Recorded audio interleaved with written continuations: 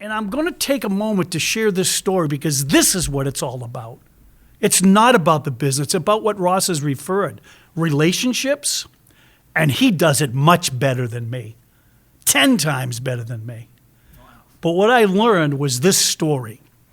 I remember a CEO calling me up one day, and I may have mentioned this in part one. I don't recall, but it's worth mentioning again if I did. The CEO said, "Can you interact with my wife?" I said, "Sure, what's up, man?" He says, "If I can't move her in some new directions, I'm going to leave her." They were married with 3 kids.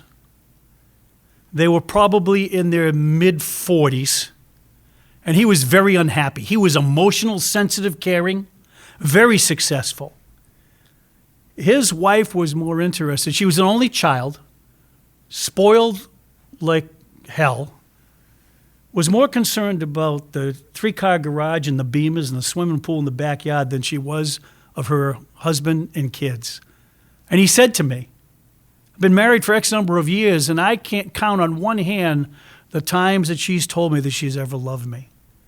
Now, in our platform, love is driven by empathy and feelings and emotion.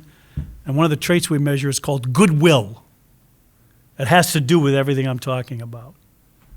And that goodwill, his score was really high and hers was very low. She was self-centered because she was spoiled as an only child. The story has a happy ending. And where I'm going with it is that I, in this case, changed their lives. I had her in feedback. She came in. She went through performance dynamics. And I have always been honest with people, and sometimes in a nice way or a direct way that sometimes makes people feel uncomfortable. And I told her all that she was self-centered. And she began to cry. And I said to her, "Do you want to stay married? Are you in love with your husband?" She said, "Absolutely, yes." I said, "If you don't change your behavior, he's going to leave you." And she began to cry again. And I gave her a big hug. And the ending to that story is they're still together this day, happy as hell, because she moved in new directions. So what's my message and point? For me, it wasn't about business. It wasn't about profitability. It wasn't about bottom line.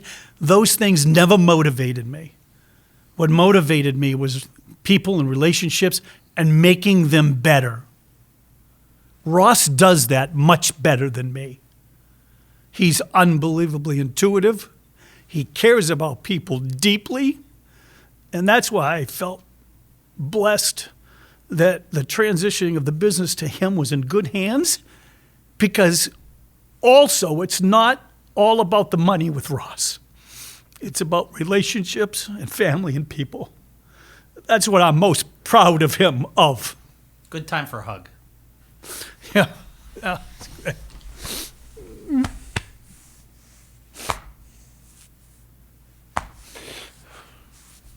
He's one of a kind. They don't make too many like Ross Giombetti. And all the people that know him and have the opportunity to interact with him are fortunate and blessed that he's in their life as he is in mine.